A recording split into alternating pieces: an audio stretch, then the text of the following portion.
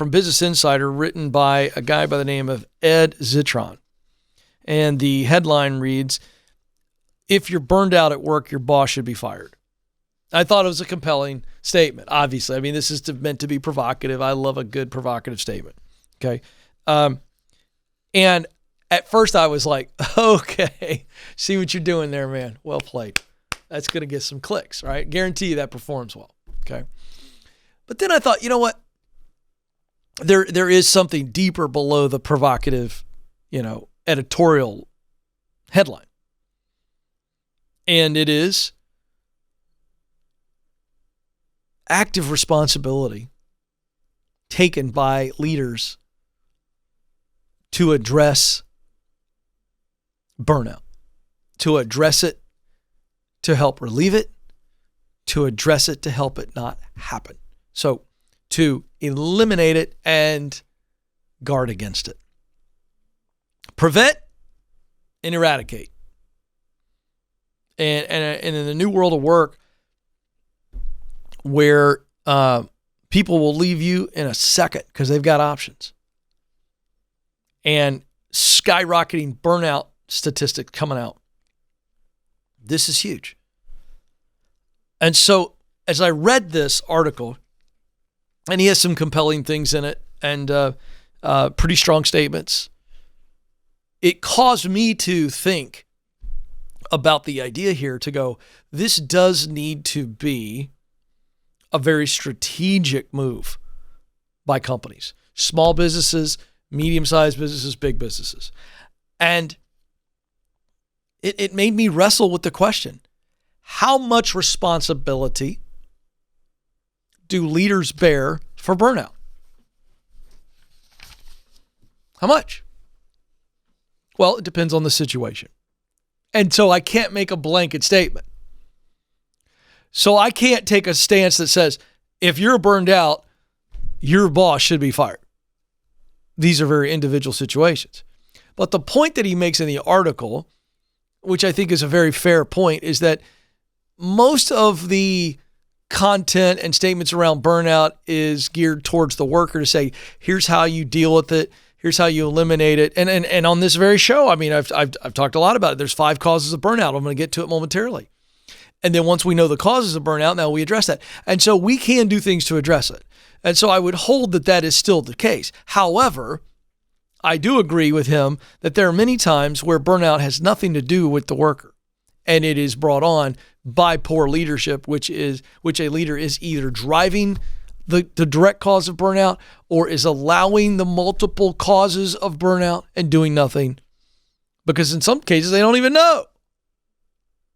So I do believe that in many situations, leaders are responsible and should be held accountable to that. Not all the time, but sometimes. However, even if the leader is not the cause of it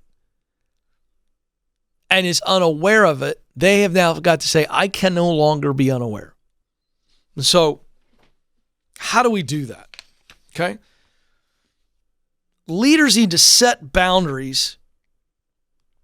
And what I mean by boundaries, they need to set boundaries on themselves and what they are requesting, what they are expecting of the people that they are leading. They need to set boundaries for the employee. So this is a lot of responsibility. Leaders need to set boundaries for themselves and their behaviors and their actions that could cause burnout. And I'm going to get to the 5 causes, what I believe are the 5 causes of burnout. But I believe leaders must set their own boundaries for their behavior, and then they must set boundaries in the act of leadership and serving the employee, set boundaries for the employee and hold the employee accountable to them, going, hey, I want you to leave. It's 5:32. Please leave. That's not a jerk leader. That's a freaking awesome leader. What you need to know, leaders, is the psychology of most people, which is this. You can say as a leader, hey, I want you to leave at 5:30. No questions asked, leave at 5:30. If you're not leaving at 5:30, I need to know why you're not leaving at 5:30. And it better be a good reason. Now, you could say all that and they go, whoa, I've never heard that before. Ah.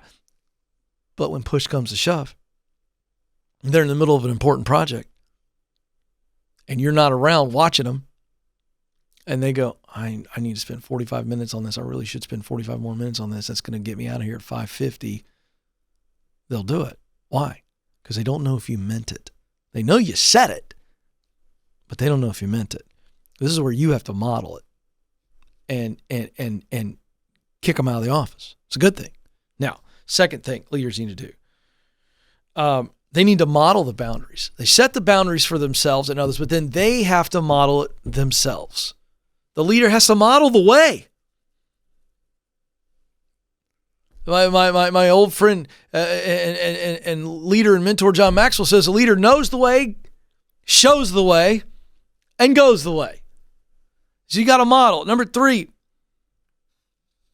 make sure that you have laid out clear expectations of what a win looks like in someone's job. So you give them all the boundaries about work and overwork and all this, but they also need to know, and we call these key responsibility areas here at Ramsey Solutions, they need to know what you expect of them. And then they can self-monitor overworking or stress, and then they can come to you and go, okay, here are the expectations. This is stressing this out here. So you got to start there. And then 4th, you got to have clear communication with them on a regular basis. Hey, how you doing? Well, I'm feeling stressed out because this is my KRA, but this external situation or this internal situation is affecting my ability to get that done. And it's stressing me out and it's causing a lot of stress, and I need your help from a leadership standpoint to tell me what we need to do about it. So if you're sitting there listening to them on a regular basis, talking with them, hey, how you doing? How can I help you win? All right. If you're doing that, then we're going to have really clear communication, and thus the boundaries will be able to just be this healthy, breathing, living thing that everybody works well with. Now, I wanted to address that first because leaders, you need to deal with this. The burnout is exploding in this country, and quite frankly, around the world. And so for those of you that are new to the program, I've written an article on this, kencoleman.com. You can go read it. There's 5 causes of burnout. And you need to understand the causes. Just as you would go to a doctor and say, I have a sore knee, and then the doctor would go, okay, what are the other symptoms? And they would learn all of the symptoms that they could from you and then go about diagnosing it. So I want to give you the causes to your burnout symptoms. So then you can go, oh, now I know how to fix this if I know what's causing the pain. Number 1, you're overwhelmed. You feel like you're drowning the moment you pull into the parking lot or the moment you arrive at your desk. You're overwhelmed, drowning. Number 2, you feel underappreciated, overlooked. Nobody sees you. They don't recognize you. They don't reward you. You feel as though you're just kind of a zombie walking through the hallways, or you're just out there in remote land and you don't feel valued. Number 3, you're in a toxic situation, toxic coworkers, toxic leader, toxic. 4, you're bored. No new challenges, no new training to do anything new. You can just kind of live on autopilot. For some of you, you love that. That's quiet quitting, they say.